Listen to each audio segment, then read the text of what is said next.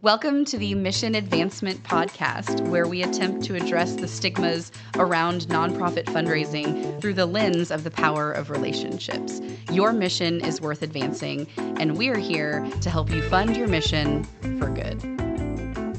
Hello, welcome back to the Mission Advancement Podcast. I'm Lacey Young, and I'm here joined with Angel DeLeon, my co-host. Good morning, Lacey. How you doing today? I'm well. How are you? I'm doing good. Thank you so much. Good. I'm glad we're here today. We're going to talk about a topic that sometimes gets brushed over because it's easy to say, hey, we've got these people, volunteers. Yes. Right? So important. So important. And sometimes we focus just on the donor. And a person's given of their time, that's very important as well, right? I know sometimes volunteers don't even fall under a development or an advancement like department. Sometimes they're under programs or sometimes they're under operation. I mean, it can be, Right. anywhere.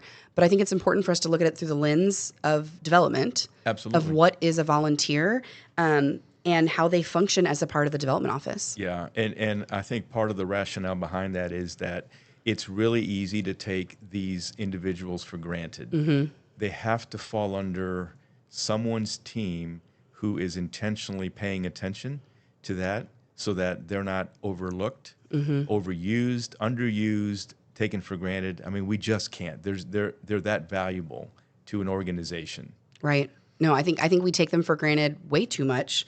And I think that when we think of what is a volunteer, what are they doing? Again, like I said, they're giving of their time. That's precious. That's something we're going to get into here in a minute. But in a true Lacey fashion here on the podcast, let's go to the dictionary. The dictionary. Yes, this is going to be like my new thing. Like we need like a sting for this or something. So the definition of a volunteer, a person who freely offers to take part in an enterprise or undertake a task. So they're free. So let's think about that. They're freely offering to give of something, right? And then impassioned is filled with or showing great emotion. Yeah. I mean, put those two together. That's the definition of a nonprofit volunteer. Absolutely. And I love that emotion piece because, again, giving is emotional. We talk a lot about that. But think about how precious people's time is. Yeah. It's a commodity. And when they give you an hour or 2, 5, 10, whatever the number is, it's something that they love enough to invest in and spend time on. So yes, it is that important. And, I serve on a nonprofit board. I love that organization. They're doing really important work, rescuing kids from terrible situations around the world. There's a reason why I participate in those board meetings. There's a reason why my wife and I support that mission.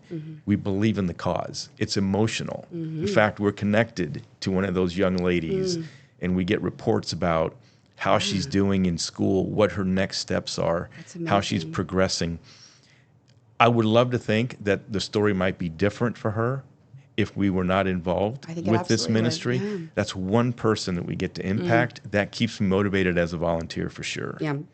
That's really amazing. Yeah, being a board member is a huge responsibility as well. Yeah, and it's not just that. It could be any volunteer. Right. There are volunteers working at food banks who are stocking food, who are, delivering food. There's so many different levels of volunteering, but they all matter. And it's important on us as development professionals to make sure that everything we do communicates appreciation and responsibility for them as a volunteer. Yeah, absolutely.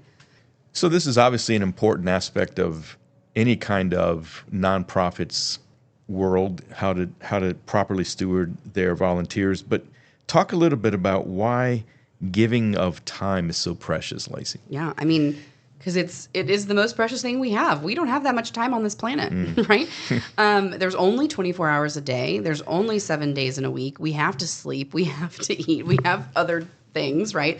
Most volunteers, again, if we go back to the definition, they're giving freely of their time. This is not a job. Right. Most of them have a job elsewhere, right? So when we think of people giving their time, what is their time worth? I don't know if you've ever done a time audit before. I'm afraid to. It's terrifying. Yeah. Because if you think about it and someone says, hey, can you join me for a meeting for an hour or 4 hours or, hey, give me your Saturday, like it's kind of scary to think of how much that's worth. And I think we also need to put value on that. So sometimes I might think, oh, it's okay, I can just give an hour of my day. But then maybe you're spending time away from your family. You're spending time away from something else.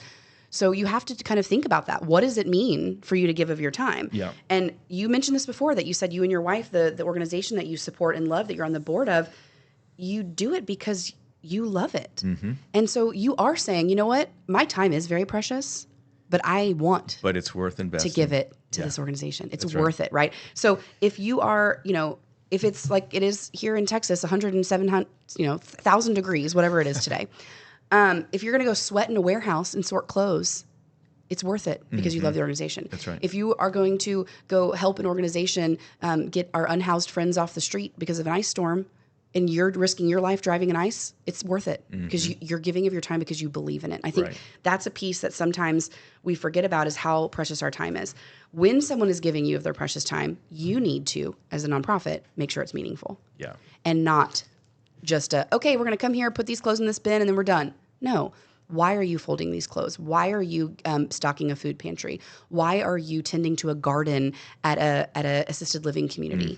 There's a reason behind it, because those flowers every day remind that person who's living here of X. Yeah. There's a great quote. I don't remember who said it, but it's leaders make meaning. And as nonprofit leaders, we have to constantly make meaning to volunteers, to say, let me tell you and remind you why your time matters to us and to me personally. Right. I personally appreciate what you're doing. Right. And I think for someone to understand that, and for a nonprofit to show that in a way that is meaningful, to thank them in appropriate ways, to say, you're giving me of your time. Sometimes we focus so much on, this person gave us a $100,000 gift or a big gift. Let's thank them in bold ways. Yeah. Oh, and then we'll just do a reception for the volunteers. Right. And we'll give them a ham sandwich. Just. That's right. We need to take that word out of there, right? No. How do we thank them for giving of their hard-earned time? Because if someone's just putting their name on a list to be on a committee, then that's one thing. Right. But we don't want that. We want someone to be a part of a committee, be a part of a volunteer organization, that they are giving of their time, and then we as nonprofit leaders are saying, we see you and we thank you, and we're going to show you how your time has impacted our mission. Sure. So what does it look like for impassioned volunteers to truly make a difference in an organization that you've seen through some of our clients or through your own experience? Yeah. Well, they're advocates. I mean, they are advocates for that particular mission. There's so much credibility for the organization when people see certain people volunteering. I mean, that's a huge effect. When you look at someone who's volunteering and you say, another person says, I know how busy they are, but they're giving 2 hours today to this cause. That's so true. That lends credibility to the organization like very few things do, but it also inspires other people because they respect those volunteers. And so again, it's on us and it's on leaders to make sure that we are stewarding those volunteers really well and giving them the best possible experience and reminding them of the difference that they're making. Yeah, I was once working for an organization, a huge national organization, and the guy who was the board chair, who was always in like a 3-piece suit, so fancy, proper as all get out, but he'd be the one there. We would do like a 5K, right? Yeah. And he was out there in shorts, in sneakers, sweating, handing out water cups. Oh, yeah. And I'm like, I've never seen this guy without a tie on. Yeah. But like you said, it makes you think of it, wow, if this guy's doing it. That's right. Yeah, when they roll so up great. their sleeves, they're ready to go. So when there are nonprofit leaders who are talking about volunteering, you hear about it, right? So if they love it, you know it. You know the person. Like, I know you love that organization you were talking about because you've told me about it before. Yeah. Right? If there's something you love, you're going to talk about it. And so share it with your peers. I think that's so important, right? If you love something, it stands to reason that someone else you know loves it. And even if they don't, they'll probably give you an audience to talk about it. So you can bring in somebody. I think that goes back to that kind of like inspiration, leading by example that we just talked about. But I think sometimes we forget that volunteers, again, they're giving of their time. They also can be giving of their financial resources. Absolutely. Every volunteer has the potential to be a donor. And on the flip side, every donor has the potential to be a volunteer. Right. We sometimes make them make a choice.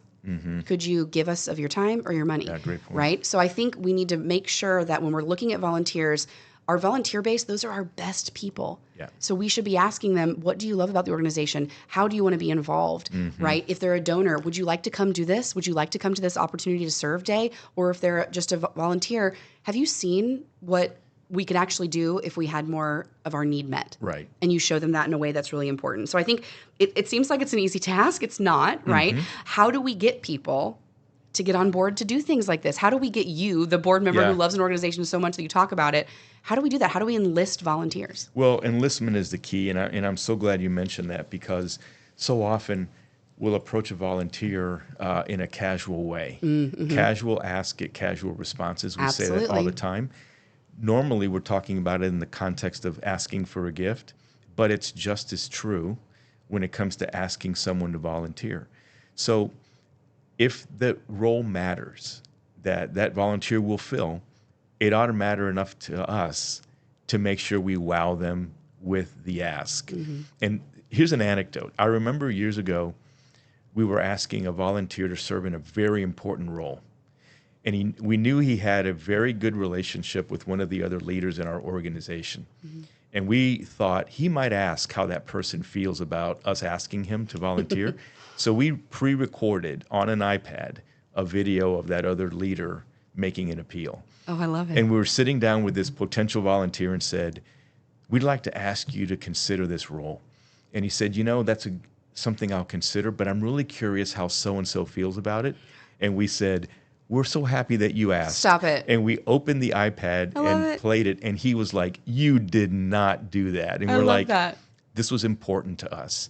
And it was what That's it so took great. to take him over the hump, where he realized these guys worked. They planned Right. to ask me to serve in this volunteer leadership I role. love that. To me, that was a really important lesson to learn. That's so good. When we That's so talk good. about, the 4 elements of successful fundraising, we could also say these are the 4 elements of successful volunteer recruitment or enlistment. Absolutely. What's the story? It's the why.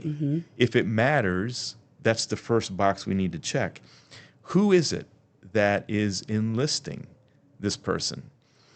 Right. Like you were just saying, the group you had to enlist that volunteer. Exactly. Had to That one mean was important. something to them. Absolutely. Who So is good. it that we're wanting to enlist? What skill set? And oftentimes we neglect that. There's so much power in saying, Lacey, I want you to know why I'm asking you. I need someone with your specific skill set. There's a lot of people that can do it, but I think you can do it best. Right. Help them understand that there's an urgency to that. And then what's the plan? Right. How are we going to support them? How are we going to resource them? How are we going to make this a successful, really meaningful experience for them as donors?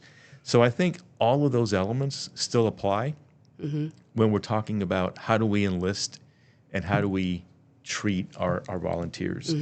So it's no different than Yeah. asking for a 7-figure gift, really, if you think about it. Absolutely. You could call this relationship-based volunteer enlistment. I love it. I mean, we talk about relationship-based giving. Yeah.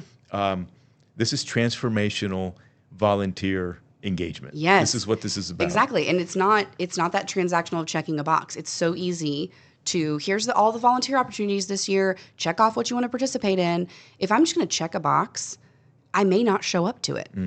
But if I'm asked personally, hey, will you come be a part of this thing? And here's what we're going to do, and here's why it's important, and here's why we're asking you. Yeah. Like you just said, because it's something that you have that you can either inspire others to join you, but that makes it personal. And that's where we see transformation, because we're bringing in the relationship. It's not just a box to check. Right. I know sometimes people think, oh gosh, there's so many things I have to do. Like parents at the beginning of a school year.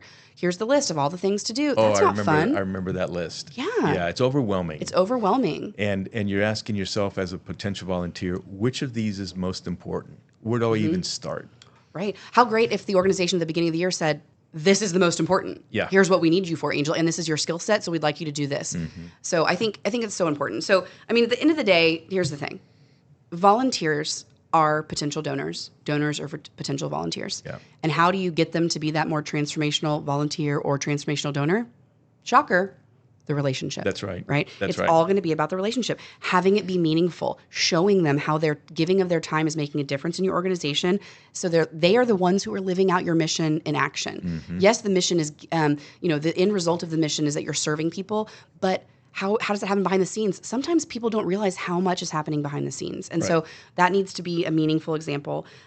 People leading by example. If you are actually a part of something and giving of your time, not just giving of your name, people are going to know. They're going to see that. You have to roll up your sleeves as You a have leader. to. You have to be in there in the trenches with them. I think it's so important. Yeah. Yeah. And then lastly, how you enlist, like you just talked about, you have to wow them. You have to make them feel like they are needed, and that when you're asking someone to give of their precious time, we should think of it like when we're asking them to give of their precious money. Right. Because it's easy to write a check. It's hard to get up at 6 a.m. on a Saturday and go do a whole volunteer day. That's right. Right? It really so I is. think we need to think of it in the same way, because volunteers are advocates for your mission. They are people who know and love you, and they are showing up more than anything. Your clients may know the volunteers more than they know the development office. Yeah. Right? This is so great. We could talk about volunteers for a long time, and I know that we probably will another time on the podcast, but just think about how you're treating your volunteers right now. Yeah. Don't just give them that ham sandwich lunch. I mean, that's nice, but like tell them why they're making a difference. Show them that their time is precious and you are so grateful for it. For sure. Yeah. Thank you for joining us for this episode of the Mission Advancement Podcast. Be sure to check out our website at missionadvancement.com for additional content. And never forget that your hard work in nonprofit is changing lives every day. Keep funding your missions for good. We'll see you next time.